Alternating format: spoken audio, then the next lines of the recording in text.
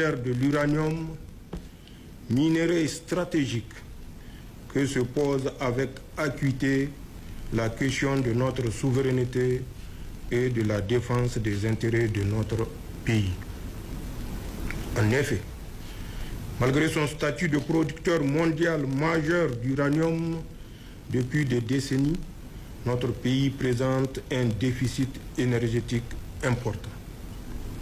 Ce problème commun à toute la région reste et demeure une préoccupation permanente car la disponibilité de l'énergie électrique en qualité et en quantité est une condition sine qua non pour tout développement.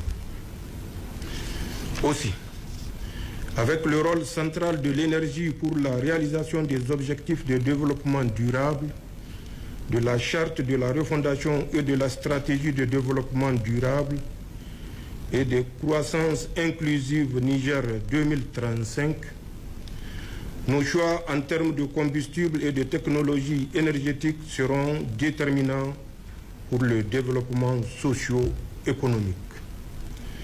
Ils imposeront le rythme avec lequel notre pays ancrera son avenir dans la durée. Mesdames et messieurs, les problématiques interliées de la sécurité énergétique, de la lutte contre les effets néfastes du changement climatique et de la valorisation de nos ressources naturelles doivent alors éclairer notre recherche de solutions pérennes aux problèmes qui nous assaillent.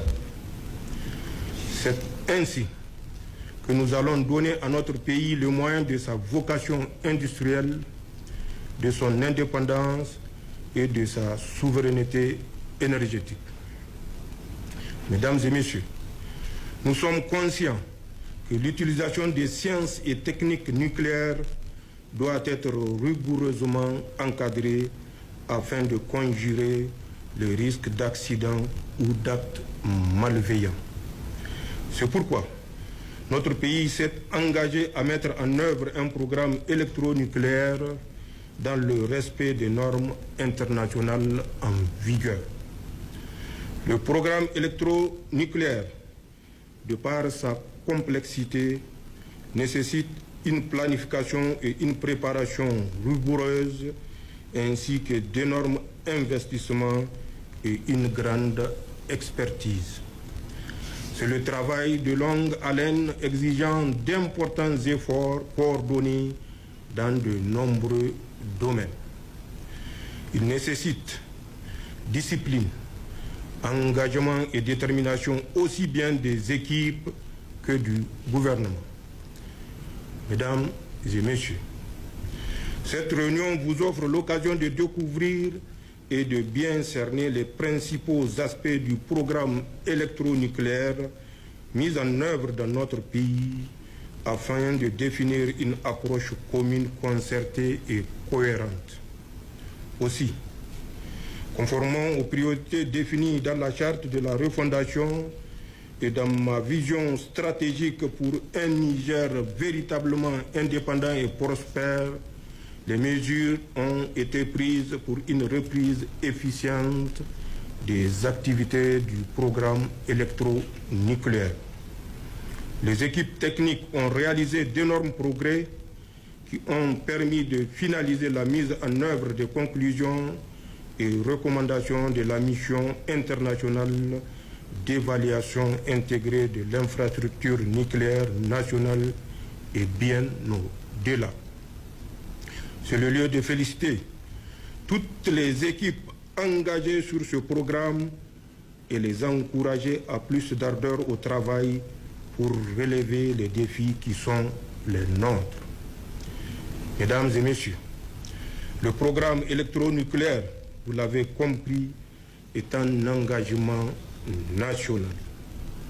Chaque structure impliquée et chaque organe de mise en œuvre doit jouer sa partition. Il est crucial que vous saisissiez la pleine mesure de la particularité du programme électronucléaire, mais aussi des enjeux nationaux et internationaux qui y sont liés. C'est donc ensemble que nous devons travailler si nous voulons que notre pays puisse en tirer les meilleurs avantages.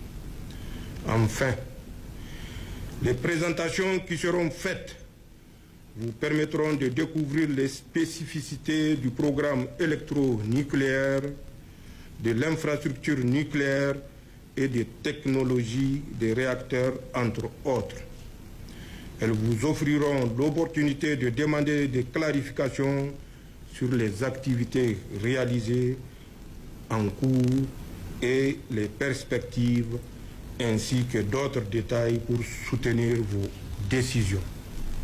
Sur ces mots, je déclare ouvert les travaux de la première réunion ordinaire du comité d'orientation stratégique pour le programme électronucléaire au titre de l'année 2025.